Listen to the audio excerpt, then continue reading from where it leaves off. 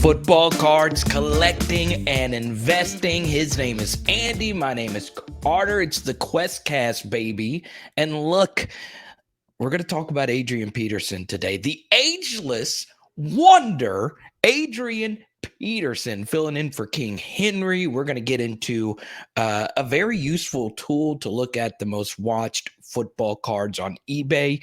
But, Andy, right off the top here, the story of the weekend is what looks to be, or what doesn't look to be, the new franchise quarterback of the New York Jets. Let people know what happened to Mike White. Well, Jets fans are now wanting Mike White to run for governor, president, the whole the whole 9 yards. Mike White led the Jets to a victory on Sunday over the Cincinnati Bengals, who were first place in the AFC North. And he had over 400 passing yards, 4 touchdowns. He did have 2 interceptions, but he led them to an incredible comeback victory. And in response, the hobby absolutely reacted. It was almost baffling. I mean, we're talking 1,500 individual buy it now solds where people went deliberately to eBay, pressed that button to buy a Mike White rookie card. The entire gambit. I went back. I traced it all the way back to the beginning.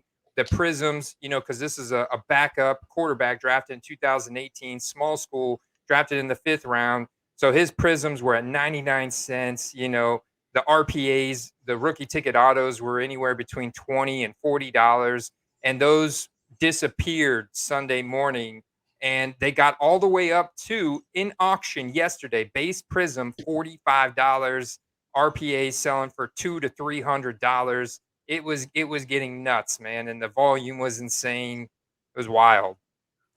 So you're telling me a 6'5" quarterback from a small school went to an NFL franchise in the New York region and led them to a victory? Is that Mike White or is that Josh Allen? Yes, they are essentially the same people. And we were talking about this actually, and this is actually pretty cool, right? Now, look, we're not letting anyone out there know that Mike White is the next Josh Allen. He's far from it. Their rushing stats couldn't be more polar opposite. But it is interesting, right? Like their stories are like near identical outside of course, Josh Allen being a top 10 pick and being really good and Mike White just having, one game. But the irony of it is they are in the same rookie class. So their prism cards do look very similar. And if you actually look at their prism base card, they are in the near exact same pose as well. So it is funny, right? The similarities between the two of them. But understand if you're buying Mike White cards, this is likely the peak, right? He had everything go his way. He also had the fancy Philly special 2-point conversion late in that game. And also it does help that his rookie card is in a Dallas Cowboys uniform, most iconic brand. So yes, I understand that this is a fun story, Andy, but I would also not invest in the Mike White cards thinking that he is the next Josh Allen. Yeah, I couldn't do it either, man. I mean, honestly, looking at his throw velocity is nowhere near what Josh Allen's was coming into the NFL. Like you said, rushing stats, complete polar opposite. And I mean, the Jets are on a short week. They're going to be playing Thursday night against the Colts. And so this is a short week, and all the spotlight, all the pressure now is going to be on Mike White to keep that starting job. They brought in Joe Flacco because, well, let's face it, they didn't have that confidence in Mike White that maybe they might have now. But if he's on a long leash, he's on a short leash, So we'll get to see if that was an anomaly. And a lot of people, if you're buying Mike White rookie cards right now after he broke out, trying to still get on the upward trajectory of it because his rookie cards aren't at the prices of a Josh Allen, you could be losing. You could be making very bad investment right now. It's a very risky investment if you're buying right now. And once again, it comes down to the quarterback premium, Andy. And we talk about the quarterback position a lot on this channel because it is what drives the hobby, okay? But understand, once again, I always make this comparison. You can buy Mike White cards for very similar prices. You can get Julio Jones and DeAndre Hopkins and guys that for sure are going to go to the Hall of Fame while at the same time are still playing right now. So once again, they don't play premium positions, but they do play on winning teams, and they do have a track record of history, and they do have shorter print cards. Those are just two players. You can insert any Hall of Famer's name at any position really and get them for what you could get Mike White cards that are cheaper. And look, I here's this is going to be my prediction, Andy, because you saw this as well on Twitter, people flashing their Mike White flips. What I think will happen is people are going to start buying more Jordan Love and Jacob Eason, hoping for that next great spike as well. Once again, Andy, you talk about sound investments not only on your YouTube channel, also in the Patreon and the Discord. I've seen you talk about it. It's important to understand that what happened with Mike White is very rare. Okay, and if you are going to unload a lot of money into some potential quarterback prospects that are currently backups now, understand that you're basically buying a ticket to the lottery. Yeah, you're definitely buying a ticket to the lottery because he doesn't even come with the draft capital of like Marcus Mariota or the athletic profile of a Marcus Mariota. So yeah, you really are buying a ticket to the lottery. Can we insert one of those Hall of Famers? Can we insert 2007 Adrian Peterson? Is this a perfect segue? I know it's a really sad time for my guy Derrick Henry, who I talk about almost every week. But 6 to 10 weeks for him with the foot injury. But they just signed Adrian Peterson, Hall of Famer, man, bona fide.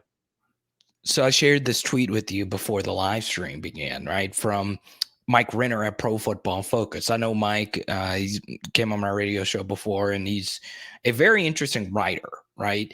And he tweeted out the ages of the oldest player in the NFL at every position. And previous to the Adrian Peterson signing, do you know who the oldest running back in the NFL was, Andy? Well, I've got the tweet pulled up. Is that fair? No, go ahead. Huh? Of course, a Tampa Bay Buccaneers fan would cheat. I'm kidding. Oh No. Well, I saw Devin White lay a good hit on this guy Sunday. Is Mark Ingram, running back for New Orleans Saints, but Mark Ingram popped right back up, and he was like, "Let's go," It was like all my LSU Bama allegiances were like flipped in that scenario. But yeah, so for those that don't know, the oldest running back in the NFL was Mark Ingram. And it's not so much that he was the oldest running back in the NFL, Andy. It's that his age was very interesting. 31. That was the oldest age of a running back in the NFL. Adrian Peterson is 36. So he is not only the oldest running back in the NFL, he is the oldest running back in the NFL by a wide margin. And I do think, Andy, that is very relevant when you're looking at running backs as long-term investments, because if you do buy Derrick Henry cards, just give me your cost benefit analysis of everything surrounding Adrian Peterson and Derrick Henry, because they are very similar, right? Freaks of nature, best running backs in the NFL, unreal talents. What are the prices doing, and what should people do as far as investing money in those players? Well, I mean, it's all about that highlight reel and the Hall of Fame status, Right. and Adrian Peterson certainly got it. And that's why guys like Walter Payton, Barry Sanders, they're up there. People definitely want to collect and invest their cards. They're bona fide Hall of Famers, and they're written in the Hall of Fame stone. And Derrick Henry's not quite there yet, but he does have an incredible highlight reel. He has some of the best stiff arms you've ever seen in your life. and his size and athleticism is just unreal. And he'll be back in 6 to 10 weeks. So certainly I have some Derrick Henry rookie cards, and I'm just going to hold them. In fact, I want to send them off to get graded, and I'm in Yeah. no rush to list them or take any offers on them. Now he is 28, but you know, Right. look at these guys that are taking care of themselves, and this type of injury that he has is absolutely recoverable. It's not like he tore his Achilles or his ACL or something more major than I think would definitely potentially take him out of his career, not be able to bounce back at full capacity, full speed when he comes back. So I'm just gonna hold, and I'm gonna be looking for auctions within the next 6 to 10 weeks. If they really tank, they really dive, which I don't think they will. I don't Yeah. think they will get that low, but if they do, I'll certainly be there to scoop them up. That's for sure. So you make a good point about the highlight reel runs. I mean, Derrick Henry probably the best highlight reel running back since Jamal Charles, Adrian Peterson around those regions, LaDainian Tomlinson. I mean, he's truly incredible. And you got to think about it this way with Derrick Henry, Heisman Trophy winner at the biggest program in the sport in college, unreal high school career. So his carries are really high, but Derrick Henry always breaks expectations. It has been 3 years in a row, 3 years, okay, that the fantasy community has said fade Derrick Henry. And all he's done is exceed the expectations every single year. Even when he came into the league, Andy, people were talking about, well, Nick Saban ran him into the ground. And he did have some 40 carry games in the SEC, and it still doesn't matter. So my brain says at some point Derrick Henry's body is just breaking down, but at every step. I mean, this is a guy who takes care of his body, works his tail off in the offseason, does all the right things, team leader, big personality. I still like him as a long-term play because I do think he's going to go into the Hall of Fame. And I do think he won't be like Mark Ingram. I think I could see Derrick Henry playing another 5 years in the NFL with 2 more years of prime. And Andy, it goes back to this point that you have made in basically every podcast we've done. There is the Tennessee Titans factor. Weak division. I kind of like some of the things that the Colts are doing, not on fire about it. The Texans are the Texans, and the Jaguars are the Jaguars. So you also know this, that once again, things change quickly in the NFL. We're going to get to the Chiefs in a second, but I just don't see anything changing in the AFC South, not only this year, but it's going to be hard to not see the Titans be a really good team next year as well. Yeah, I absolutely agree. I mean, look at his injury return timetable too. 6 to 10 weeks. That's the perfect time for a comeback in the playoffs with how serious he takes his training. He's going to be like on his physical therapy, trying to get back on the field as quickly as possible. And 6 to 10 weeks puts them right in the playoffs. They just knocked off Indianapolis this past week, so they're now another game ahead in the AFC South. It's like they're almost a shoe-in at this point for Right. the playoffs. And yeah, man, like you said, if people are going to let those auctions, they're going to try and panic and list Derrick Henry here in the next couple months, and the demand's going to fall, and they're ending auctions, and auctions are going to go way undervalued. Well, then I'll probably scoop some up. So what about Adrian Peterson? I mean, Hall of Fame lock at this point, I would say.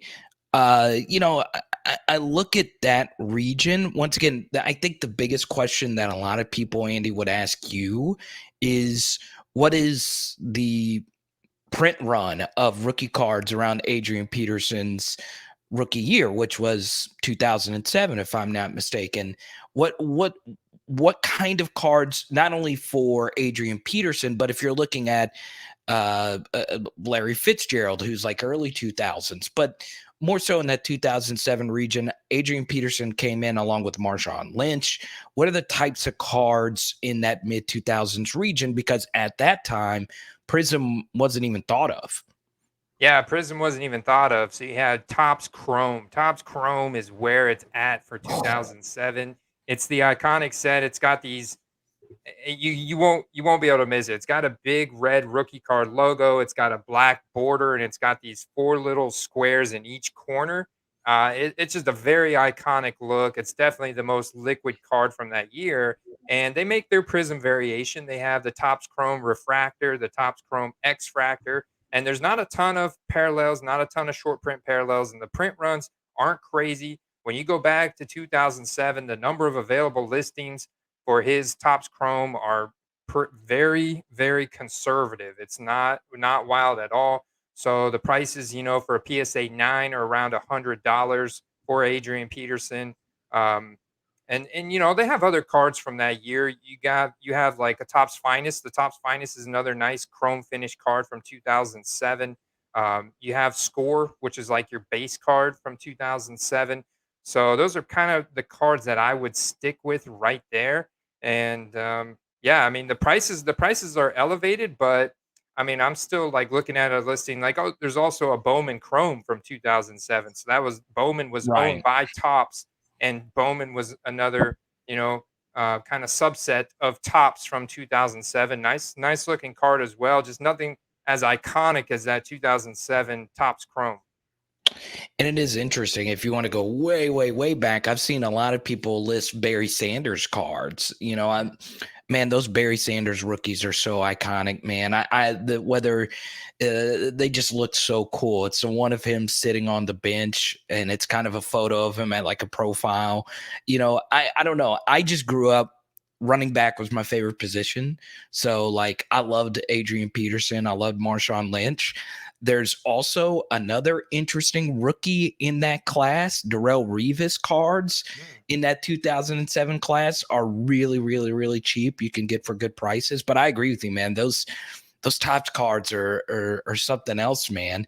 And before we get into some Patrick Mahomes, let's just go ahead and throw a big juicy question out here in the middle of this, Andy. This wasn't even a part of our deep 10-minute show prep, but would you like, even though we know Fanatics is around the corner and all that stuff, I miss Topps, man. I really do.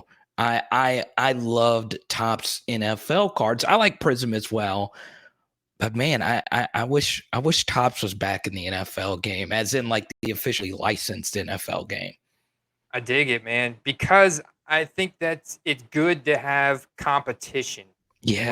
When you have competition, it fuels each company to be better and become better at what they do, refine their strategies, and evolve within the market. And when you have a monopoly like Panini has in the NFL, they can get sloppy. Like we saw in 2020, we saw them get sloppy with a lot of cards they printed in 2020. Let's be real. And they definitely got out of control with the amount of parallels. I think we can all agree on that. And if Topps came in, they would definitely have an effect on Panini and cause them to look at what Topps is doing, and Topps would look at what they're doing, and it would just the competition would be good. It's just like having choices with your cable company or choices with your Right. electric company. That competition is good. Bold prediction. Fanatics buys Topps and Topps brings back NFL cards. Why Oh, not? Why not? This is still my favorite card. I just got it. The Tyrann Mathieu Topps Chrome Auto. Man, I don't know. Topps Chrome. I've just kind of grown into it. I used to be all about Prism, but man, dude, I just freaking love Topps. So once again, I think Adrian Peterson cards are always going to be great buys. I think Marshawn Lynch cards are very interesting. He's going to have like the weirdest Hall of Fame candidacy probably ever, because once again, there are running backs out there that are better than Marshawn Lynch, but how many are more iconic than him from the region that he played? I don't know. I don't know many. You want to talk about highlight reel running backs. So I think Marshawn Lynch would be very interesting. His appearance on the Manning cast a few weeks ago was very interesting. So once again, there's some very interesting mid-2000 players that you can get. Now, before we get into our hobby tip of the day, we have been on Patrick Mahomes' watch recently. Andy puts up another not so great game. And it helped that other players like Joe Burrow and and come on, quarterback for the Chargers, Justin Herbert. Justin Herbert. Yeah, it helped that they lost, and neither of them necessarily played all that well. But they're still playing better than Patrick Mahomes right now. I think, Andy, the people that spend a lot of money on Patrick Mahomes cards, some of the listeners of this podcast are those people, are starting to panic, not necessarily that Patrick Mahomes isn't playing well. It's that every other quarterback in the AFC up to this point has exceeded expectations, right? Josh Allen is playing even better than he was last year. Lamar Jackson is playing better than he was last year. Joe Burrow, Justin Herbert. Even if you look at the NFC, Kyler Murray, Aaron Rodgers, all those guys are playing just as good, if not better. And the only elite quarterback I can think of right now that's not playing as well as he did last year is the one modern quarterback who prices are the highest. So what would you say to Patrick Mahomes buyers right now? Because he really is not playing well right now. Yeah, and I think that his prices may continue to drop. This is my hesitation in telling people to buy because his prices are down. I'm looking at base Donruses now that are closing in the mid 100s, like around $150, which is down 50% from what they were back in April. And I'm looking at his Prism. I'm looking at his raw Prism that closed an auction today at $790. And this is down big time. This is down $400-$500 from what they were before the season. Yeah, I know. And the problem is they've got a very difficult upcoming schedule. They're playing the Packers this week, and they've got the Raiders, and then I think I can't remember who else they're playing, but they've got the most difficult schedule in the next 3 weeks in the NFL when you look at their opponent's win percentage. So this is going to be a very challenging time for Patrick Mahomes. All the other defenses in the NFL have the blueprint on how to stop Patrick Mahomes. They're forcing him to make mistakes. He barely won that game last night against the Giants, against the 2-5 Giants. I mean, I saw him throw multiple interceptions. One of them, he got very lucky. The guy was offsides and it got called back. And then I saw him fumble the ball also in a very critical moment where his offensive lineman recovered. Otherwise, the Chiefs would have lost that game last night. So, Andy, we were talking about it on the pod before the season about how ridiculous his prices were compared to everyone else. Now, what's interesting is all the other modern quarterbacks we listed, each and every one of them, outside of maybe Aaron Rodgers, who's not, I wouldn't call him modern anyway. All those guys could win Super Bowls this year, and their careers wouldn't be as good as Patrick Mahomes. So you do have that going for you if you're a Patrick Mahomes buyer because he's been so freaking incredible. And then when you look at like advanced stats like EPA per play and all that other mumbo jumbo, he's still playing well. Like he's still moving the football some, but these turnovers are getting bad. These off-platform throws that he's trying to force are starting to get bad. And yeah, I would be a little concerned if I was a buyer of his cards because I don't know if we're ever going to see his prices go back up to what they were before the season unless he gets back to the Super Bowl this season. So yeah, this is probably a good lesson for people.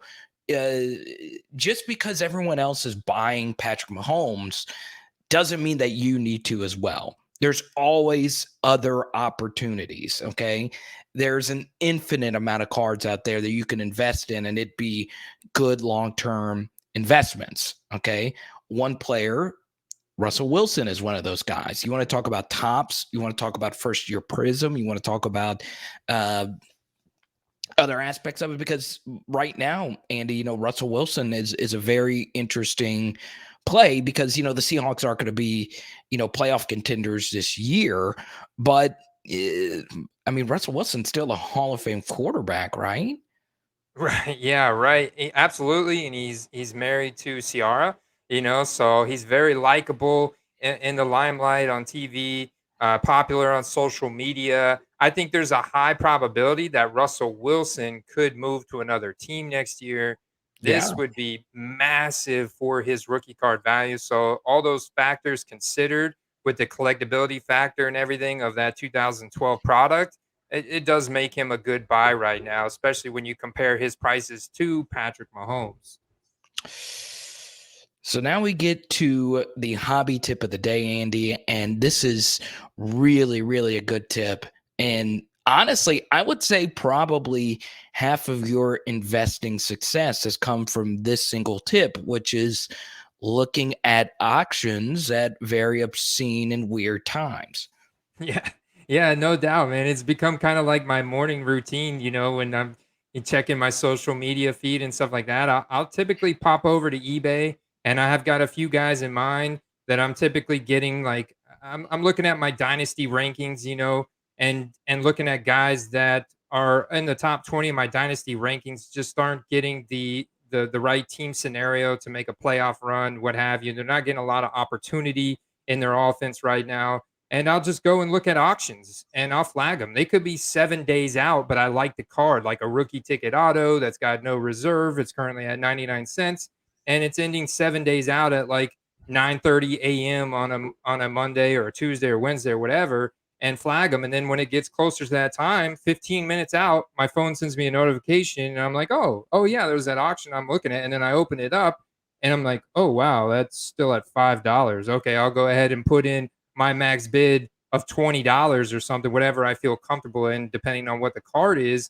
And I've won a good share of those cards for very cheap cards that I feel are very good investments to flip opportunities to turn around and then list it in a buy it now and let it sit until that player blows up, breaks out, like Mike White did on Sunday, Right. and then that demand will go to eBay, and they'll press a buy it now button, and you can make a nice little chunk of change that way.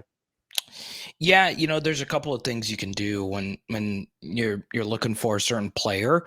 I do think it is better to look for players instead of what I do. I'll type PSA 10 and then put Mm. it ending recently, and sometimes you'll get a good deal whenever you do something like that. Or if you put the word refractor in an eBay search, I've had some success buying and flipping, as you know, with that.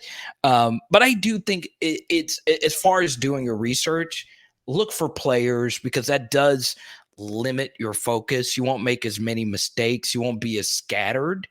And your approach, Andy, of actually doing the work. And I'm going to plug the Patreon again. You do this each and every week for people on Patreon you do the focus, you do the research for certain players. And just by watching you do it, it's helped my process as well. Look for certain players to flip as well. So once again, we plug the Patreon and the Discord. You can hang out with us and ask us questions or hang out with other people that are even smarter than us, that have been in the game longer than us. And whenever you do the research, it will pay off in the long term. So yeah, look at those auctions in the middle of the day. You never know what could happen. Also, there's a pretty cool tool, Andy, that you have from Sports Collector Daily that could give you some good insight of which cards are being watched the most. Yeah, it's pretty neat. So sportscollectorsdaily.com is a really cool website. They've got a lot of different articles, all related with the sports card hobby and sports memorabilia. But within their menu, you can go to football cards, you can go to most watched items, and they've actually flagged and brought these into their website, and they'll show you the most watched. For example, they have several different selections. One of them is NFL rookie cards, and then they have a couple hot players, like they've got Patrick Mahomes, they've got Tom Brady, Right. Justin Herbert on there. And you can go to, like, I went to NFL rookie cards in general to see which are the most watched NFL rookie cards on eBay right now, and it's pretty interesting to see what that top list is. Showing my Yeah. screen right here, you can see that the most watched cards right now is a Kaboom Mac Jones, which just came out. Absolute just came out. So you got the most watch out of the two of the top three are Kabooms of Trevor Lawrence and Mac Jones. Right. So scroll to the top really quickly, Andy, for those that are watching on YouTube. Once again, if you're doing the audio version, so you go to menu right there, and then you go to hot on eBay, and then it's pretty straightforward from there. And then you can look baseball, hockey, all that stuff. And that's obviously something that could help you out a lot because it does show you not only what people are looking at, it also shows you the bids as well to give you an idea of which cards are hot. I am interested in Mac Jones because obviously, Andy, here at the end, we want to give you something to look out for. Based on your research, is Mac Jones now the number one quarterback in this rookie class? He is, man. He is the number one quarterback in this rookie class as of right now. Absolutely. Wow. NFL ready, man. I guarantee you, San Francisco 49ers are sitting there. John Lynch is sitting there wondering what if we drafted Mac Jones. Yeah, and there was reports out there that that's what Shanahan wanted to do was draft Mac Jones. So, yeah, it's very interesting. I'm gonna give you a bold prediction here, Andy, at the end of here. All right. I still strongly do believe this, and I've not wavered on this. I still think Zach Wilson could turn out to be a decent pro. I've said this on this show before, but I still think the best rookie quarterback in this class is Justin Fields. I still do think so. And once again, he is a highlight worthy quarterback. So Mac Jones might end up being the best rookie quarterback, but he's not going to produce the types of highlights that Justin Fields is going to produce. Right. And the dual threat quarterbacks really do move needles in this hobby. So it's very interesting. I do think if Justin Fields continues to be kind of struggly, I kind of hope Justin Fields doesn't ball out too much out of control. I kind of hope he gets benched again because then that'll keep his prices down and then I could buy a bunch of them. I am a huge Justin Fields guy. I think of the long term, he's going to produce some of the highest, craziest highlight reel types of throws. Something else I like a lot about Justin Fields, Andy, Chicago market. They have been dying for an elite quarterback. They haven't had one since McMahon in the Super Bowl shuffle. No one ever thought Jay Cutler was elite. No one ever thought Kyle Orton was elite. No one ever thought that those guys were who they were.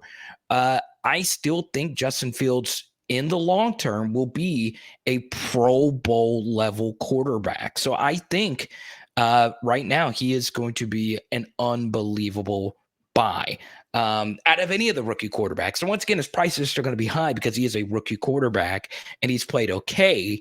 But I still think he'll be better than Lawrence. I still think he'll be better than Wilson. I still think he'll be better than Jones. And I still think he'll be better than Lance, even though his situation probably isn't as good as any of those guys, knowing what Matt Nagy is doing to him in Chicago right now. So, it's going to be my play-ish of the day. Justin Fields. Don't sleep on Jay Fields. I like it, man. I think Justin Fields, I see a lot of Russell Wilson type of play ability in Justin Fields. Yeah. In the sense that his deep ball, man, whenever he does have time in the pocket, he does have a really nice deep ball like Russell Wilson. And he does have athletic ability to break some tackles. I saw him make a really nice touchdown run this past week. So I definitely think Justin Fields has got that ability with him. And everybody was talking on Twitter because Matt Nagy was out on Sunday with COVID. It was like the best game we've seen from Justin Fields all season. Exactly. So yeah, that's going to be my play of the day. Look, just be mindful. Once again, his prices are still. I mean, you're not going to get a good Justin Fields card for less than $100, but understand that I still think he's going to be a superstar in this league. But yeah, Andy, that's all I have for today. Is there anything else that's on your mind right now that you've seen in the past week or so in the hobby? Well, I didn't give you my play of the day, Well, Carter. I teased it up for you to go play of the day. I gave you mine. I thought for sure you were just going to spit it. I thought you were going to save it for the Patreon, but you going ahead and give your play of the day, Andy Frederick Kaysen the third of Nottingham. You go right on ahead. Well, so I do give a play of the week every week on Patreon, like Carter said, patreon.com/footballcards, and I write up an article, the research about the player, and like 7 to 10 different auctions to actually watch for that player that I would target. Some of them ended really favorable last week, but right now, I'm looking at the Las Vegas Raiders at 5-2. And one of the Okay. guys that popped out at me that I've been targeting, extremely buy low, had a really good first week, emergent week, if you will, here, is the tight end that stepped in for Darren Waller, and that's Foster Moreau on the My Las God. Vegas. Yeah, man, on the Las Vegas Raiders. And so um, whenever I look at Foster Moreau, I'm like, dude, this guy is an incredible athlete. And if Darren Waller is sidelined at all, Foster Moreau, 6'4", 253. Hey, you went to LSU, man. Did you know that? Did you know that prior to this weekend? I did not. So yeah, and man, the guy showed really good athleticism in that game. Had nice touchdown grab. Looked really good on the field connection with Derek Carr. He's been on the team now for a couple years, and so if Darren Waller misses extended time, or even when Darren Waller comes back, Foster Moreau may still see more playing time, and maybe Darren Waller's unable to be 100% healthy going into the playoffs here. I kind of like investing in Foster Moreau. We see how much Derek Carr is leaning on his tight ends, and now they're going to be without Henry Ruggs potentially for the rest of the year. So that's going to leave some vacated targets. I think I'm going to put some more money down on Foster Moreau. I was able to secure a rookie ticket auto numbered out of 99 in an auction just, I think it was this morning, for $15, Carter. Rookie ticket auto numbered out of 99. Yeah, $15. so I had the opportunity to get a Foster Moreau one of one about a year ago. Someone just reached out to me out of the blue and said, "Hey, I have this card," and I'm kicking myself for not actually, getting it. I'm glad you brought him up. So Foster Moreau, crazy story, right? He was the last player in LSU's recruiting class when he came out of high school. So he was called by Les Miles at the time. You're going to be the 25th player. Do you want this scholarship? So it was a miracle because two other players had the option of taking that final scholarship in the scholarship class, and they said no. And Foster Moreau, a 3-star tight end at a Jesuit high school in New Orleans, Louisiana, was, hardly any scholarship offers. It was a miracle that he ended up at LSU. And all he did was exceed expectations at LSU. He wore the number 18 uniform at LSU, which is a really high honor. It's the highest honor you can get as an LSU football player, is getting the number 18 uniform. And they don't give it to just anyone. You got to have high character. You got to have high work ethic. Foster Moreau does a lot of nonprofit work off the field as well. Interviews well. I mean, he's just everything. So the one thing you're going to get is someone that, is at every level has exceeded expectations. And I don't see it any different with football cards as well. So I'm glad you brought him up. I did not think we were going to get a Foster Moreau reference because obviously, my full-time job is doing LSU YouTube at Power Hour LSU.